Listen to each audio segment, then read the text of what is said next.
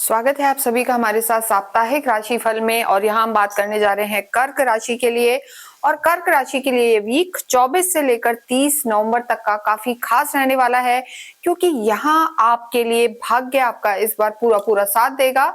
यहाँ पर जो शनि आपके भाग्य में विराजमान है वक्रीय से मार्गी हो जाएंगे इस वीक में।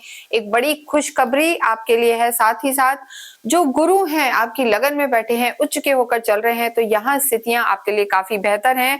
और विजडम इंटेलेक्ट भी यहाँ पर बहुत बढ़ने वाला है। लेकिन किन चीजों का ध्यान रखना है ये भी बहुत जरूरी है जानना, तो जुड़े रहें हमारे साथ। देखिए, जब भी हम साप्ताहिक राशिफल की बात करते हैं मून बहुत ज्यादा इंपॉर्टेंट हो जाते हैं, और चंद्रमा की जब बात करते हैं आपके लिए तो खास हैं, आपके राशि स्वामी हैं, तो चंद्रमा आपके लिए बहुत ज्यादा इंपॉर्टेंट है। इसलिए आप बहुत ज्यादा भावुक भी होते हैं, सेंसिटिव होते हैं और दिल से डिसीजन लेते हैं, क्योंकि चंद्रमा आप पर एकदम हावी रहते हैं, मन का कंट्रोल ज्यादा होता है। लेकिन यहाँ चंद्रमा इस पूरे ही वीक धनु में रहेंगे, मकर में रहेंगे, कुंभ में, और उसके बाद मीन में रहने वाले हैं।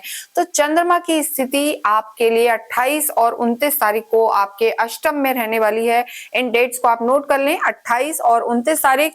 हालांकि वहां पर शनि बदल चुके होंगे, लेकिन यहाँ पर जो चंद्रमा है ग्रहण योग बनाएंगे राहु के साथ मिलकर। और 28-29 तारीख को लाइफ के हर फ्रंट पे आपको ध्यान रखना है। स्वास्थ्य की अगर हम यहाँ पर बात करें तो देखिए, एक और चीज इस वीक में होगी, जैसा मैंने बताया, शनि वक्रीय से मार्गी हो जाएंगे 28 नवंबर को। और 26 नवंबर को इस वीक में ही शुक्र स्वग्रही जो चल रहे थे वो वहां से निकलकर आपके त्रिकोण में प्रवेश कर जाएंगे सूर्य और मंगल के साथ। वो भी स्थितियां आपके लिए बेहतर है, तो ये पूरा वीक आपके लिए अच्छा रहेगा। लेकिन स्वास्थ्य को लेकर थोड़ा सा ओवर थिंकिंग को कंट्रोल करना है, विशेषकर 28 और 29 नवंबर को ओवर थिंकिंग कम रखें, वरना थोड़ा सा एंजाइटी डिप्रेशन जैसा फील कर सकते हैं। और उसके साथ साथ खाने पीने का भी थोड़ा सा ध्यान रखें, यानी इम्यून सिस्टम, इंडाइजेशन की प्रॉब्लम हो सकती है, जल्दी से बाहर का कुछ खा लिया तो फूड पॉइजनिंग वगैरह थोड़ा सा आपको परेशान कर सकती है। यहाँ पर बहुत अच्छी एक बात है कि गुरु आपकी लगन में है, उच्च के हैं, और इस समय वक्रीय भी हैं, तो एक चेष्टा बल इन्हें प्राप्त है। तो यहाँ पर छोटी मोटी बीमारियों को तो ये यूं ही दूर कर देंगे, और इसकी दृष्टि सीधे आपके भाग्य पर भी है। तो गुरु की जो दृष्टियां हैं वो अमृत तुल्य होती हैं, गंगा जल के समान है, तो बहुत सारे अनिष्टों को तो ये ऐसे ही दूर कर देती हैं। तो ये आपके लिए एक अच्छी बात है। लव लाइफ की अगर हम बात करें तो देखिए, हमेशा 5th हाउस से, यानी काल पुरुष की कुंडली के पंचम भाव से लव लाइफ को देखा जाता है। यहाँ सूर्य मंगल विराजमान है, लेकिन 26 से यहाँ पर शुक्र भी आ जाएंगे। तो यहाँ हम जरूर कहेंगे अपनी वाणी को थोड़ा सा कंट्रोल करें। अग्नि तत्व के दोनों प्लैनेट यहाँ पर हैं, तो यहाँ पर थोड़ा सा गुस्से को कंट्रोल करना है और बहुत डोमिनेटिंग नेचर नहीं रखना है, ये आपके लिए जरूरी है।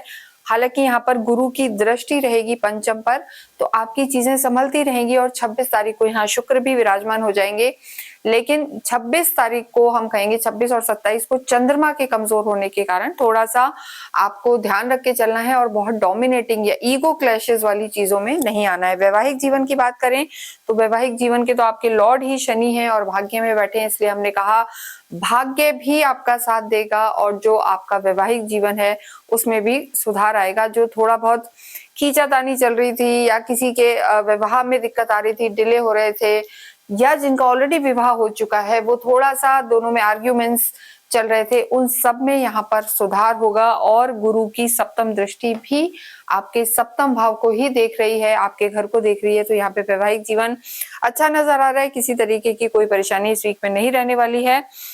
इसके साथ अगर हम देखें तो लव रोमांस के कारक शुक्र भी आपके त्रिकोण में प्रवेश कर जाएंगे, तो ये वीक आपके रिश्तों के लिए यहाँ पर अच्छा है। कार्य क्षेत्र की बात करेंगे, कार्य क्षेत्र के आपके लॉर्ड त्रिकोण में स्वग्रही होके बैठे हैं, जो मंगल हैं, सूर्य के साथ हैं। तो ये वीक आपके जीवन में सूर्य से रिलेटेड जैसे जो भी कार्य होते हैं, यानी हम सरकारी कार्य अगर देखें तो उसमें आपको बहुत बहुत लाभ हो सकता है। निर्णय शक्ति आपकी अच्छी होगी, क्योंकि सूर्य और मंगल देखिए पंचम से बैठ के सीधे आपके आय स्रोत को देखेंगे, लाभ को देखेंगे। तो यहाँ पर अगर आप कोई मेटल का काम करते हैं, लैंड से रिलेटेड काम है, किसी तरीके की मैन्युफैक्चरिंग में है, इन सब में आपके लाभ के योग बने हुए हैं। तो कार्य की दृष्टि से ये समय अच्छा है। और धन की स्थिति से भी ये वीक आपका अच्छा रहने वाला है, क्योंकि आपके धन भाव के जो लॉर्ड हैं वो सूर्य हैं, जो त्रिकोण में बैठे हैं। तो ये एक जो है अच्छा राजयोग बनाता है। लेकिन देखिए, केतु का धन भाव में बैठना, इंपल्सिव डिसीजन नहीं लेना है। आप ऑलरेडी भावनात्मक डिसीजन कई बार लेते हैं, तो इस चीज का आपको विशेषकर 28 और 29 तारीख को ध्यान रखना है। विद्यार्थियों के लिए समय अच्छा है। जो भी विद्यार्थी गवर्नमेंट से रिलेटेड किसी एग्जाम की तैयारी कर रहे हैं, तो सूर्य और मंगल वो खुद ही आपके पंचम भाव में बैठे हैं। तो ये वीक आपके लिए, विद्यार्थियों के लिए हम कहेंगे विशेषकर शुभ परिणाम देने वाला होगा। लेकिन जो डेट्स बताई हैं 28, 29, वहां पर थोड़ा सा फोकस ज्यादा करें, मन के हाथों मजबूर ना हो, और थोड़ा सा जो भटकाव है वो उन 2 डेट्स पे रह सकता है। भाग्येश आपके गुरु हैं, उच्च के होकर आपकी लगन में बैठे हैं। विष्णु लक्ष्मी योग बना हुआ है, राजयोग है। तो ऐसे में कर्क राशि के लिए इस समय भाग्य पूरा साथ दे रहा है, फैमिली का सपोर्ट मिल रहा है और आध्यात्मिक आप चल रहे हैं। और कई लोगों ने हमें बताया भी है कर्क राशि वालों के लिए कि इतने इस बार हमारे साथ ऐसा हो रहा है कि जो मंदिर हमने सोचे, हम धार्मिक यात्राएं कर रहे हैं, घर में मांगलिक कार्य हो रहे हैं, उसका बहुत बड़ा रीजन है कि गुरु के यहाँ बैठने से आपका पूरा धर्म त्रिकोण एक्टिव है, यानी गुरु लगन में है। पंचम, सप्तम और नवम तीनों पे दृष्टि देके उन्होंने आपको भाग्यवान भी बनाया है और आपका अध्यात्म भी यहाँ पर पड़ा है। तो 2 डेट्स पे ध्यान रखें और ईगो में ना आए, यानी वाणी का ध्यान रखें और ओवर इमोशनल ना हो। तो ये वीक आपके लिए शुभ परिणाम देने वाला होगा, क्योंकि देखिए धन की स्थिति भी बेहतर है और आपके आय के या लाभ के जो लॉर्ड हैं शुक्र, वो त्रिकोण में प्रवेश करके आपके लिए आय के कई नए रास्ते खोलेंगे और लाभ पहुंचाने वाले होंगे। जितना हो शिव आराधना करें, ओम नमः शिवाय का जप करते रहें और सूर्य को जल चढ़ाएं, इससे भी आपको लाभ होगा। इसके साथ ही इस वीडियो को हम यही विराम देते हैं। कमेंट बॉक्स में आप ओम नमः शिवाय लिखें।